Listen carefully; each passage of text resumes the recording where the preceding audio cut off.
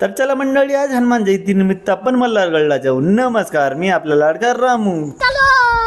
मल्हारगड हे कन्नड घाटावरती आहे, म्हणून मी आणि माझे सर्व सदस्य गाडी घेऊन कन्नड घाटाच्या पायथ्याशी गेलो। आता मल्हारगडावरती डायरेक्ट गाडी पण जाते, परंतु आम्हाला पळत पळत जायचं होतं, म्हणून गाडी आम्ही डोंगराच्या पायथ्याशी लावून देतो। ये देखो हमारा सुल्तान शक्तिमान पहलवान तैयार है मल्हारगड चढ़ने के लिए। आमच्या पहिले महाबली आणि काही बारके बुरके सदस्य पहिलेच निघाले होते, कारण त्यांना लवकर जायचं राहतं। मग आम्ही पळत पळत पहिल्या गेअरमध्ये कन्नड घाट चढतो। थोडं पुढे पळत पळत गेल्यावर दीपक आणि महाबली भेटून जातात। हैरान करने वाली बात है, अब 105 किलो का हाथी जैसा आदमी पहाड़ चढ़ने लगा है। असं पळत पळत घाटावरती चढल्यावर माणसांचे काय हाल होतात हे जर तुम्हाला जाणून घ्यायचे असेल तर एक वेळेस स्वतः तुम्ही जाऊन या। घाटावरून मोठ्या ट्रक वाहन यांना येण्या जाण्यास बंदी असल्यामुळे घाट एकदम मोकळा होता। आता हा जो घाट आहे तो धुळे सोलापूर राष्ट्रीय महामार्ग 211चा आहे। इथून सोलापूर 385 तर कन्नड 17 किलोमीटर आहेत आणि त्याच्या विरुद्ध रस्त्याला आपला चाळीसगाव जवळपास 15 किलोमीटर आहे। तुम्हाला जर मल्हारगडला जायचं असेल तर सरळ त्या घाटाला न जाता या रस्त्याने तुम्हाला वरती चढावं लागेल। आता बाकीचे सदस्य येईपर्यंत मी त्यांच्या इथंच वाट बघतो।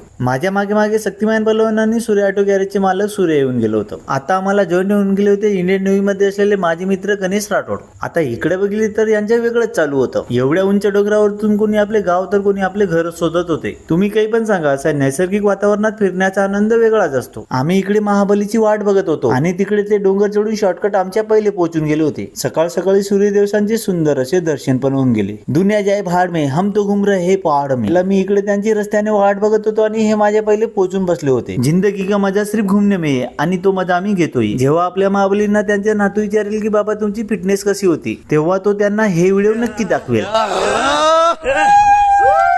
30-40 वर्षानंतर दवाखान्याच्या चक्रा मारण्यापेक्षा आपल्या गावातल्या 2-3 किलोमीटर चक्रा मारून या। अजून आम्ही मल्हारगडला पोहोचलो नाहीये। आता मल्हारगडच्या मंदिराकडे आम्ही निघालो। जय जय श्रीराम, जय जय श्रीराम। आता कुठेतरी खंडोबारायांच्या मल्हारगड दिसू लागलं होतं। आजूबाजूला तुम्ही निसर्गाचा आनंद घेऊन घ्या। सकाळी 5 वाजता आम्ही घरून निघालो होतो। कुठेतरी 7 वाजता येऊन आम्ही मल्हारगडला येऊन पोहोचलो। आता या मंदिराची नवीन बांधकामाला सुरुवात केली। असा हा डोंगराच्या माथ्यावरती शांत वातावरणामध्ये मंदिर आहे। इकडे हे गणू आणि दीपक काय विचार करत होते त्यांनाच माहित। हा आहे दीपक राठोड, ज्याने एका वर्षामध्ये गव्हर्नमेंटच्या 5 पोस्ट काढल्या होत्या आणि त्याच्या मागे माझे वर्गमित्र गणेश राठोड, जे सध्या इंडियन नेव्ही मध्ये कार्यरत आहेत। हे मंदिर बघून घ्या तुम्ही। मध्ये मल्हाररावांची एक मूर्ती आहे। मंदिर थोडे छोटे आहेत, परंतु वातावरण एकदम शांत आहे तिथे। आजूबाजूच्या परिसरामध्ये तुम्ही जेवण वगैरे बनवू शकता तिथं आणि वन भोजनाचा आनंद घेऊ शकता। निघून गेलेली वेळ भूतकाळ दाखवत नाही, परंतु भूतकाळ जर आठवण ठेवायचे असेल तर तुम्हाला फोटो काढावे लागतात। तसेच आमचे सदस्य फोटो काढत होते। पूर्ण मल्हारगड फिरून झालं होतं। आता आम्ही खाली उतरत होतो। वरती येताना तर आम्ही घाटाच्या रस्त्याने आलो होतो, परंतु आता उतरताना डोंगरातील पायवाटेने उतरायचे आहे। जंगलामध्ये वन्य प्राण्याची भीती तर होतीच, परंतु रस्ता पण एकदम खतरो के खिलाडी सारखा होता।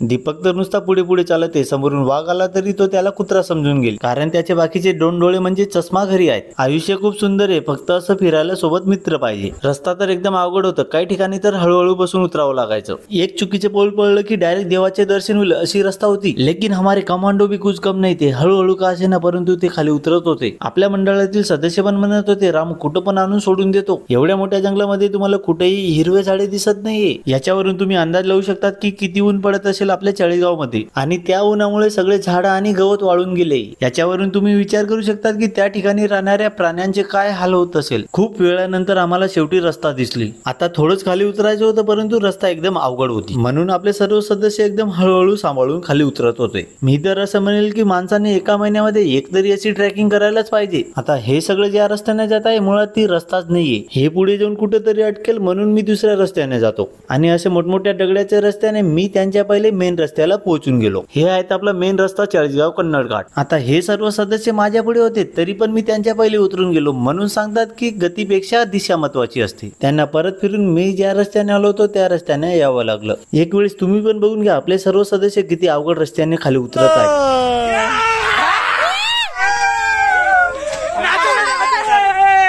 गाड़ी देखो, गाड़ी है, गाड़ी मन भी ले ला, मन भी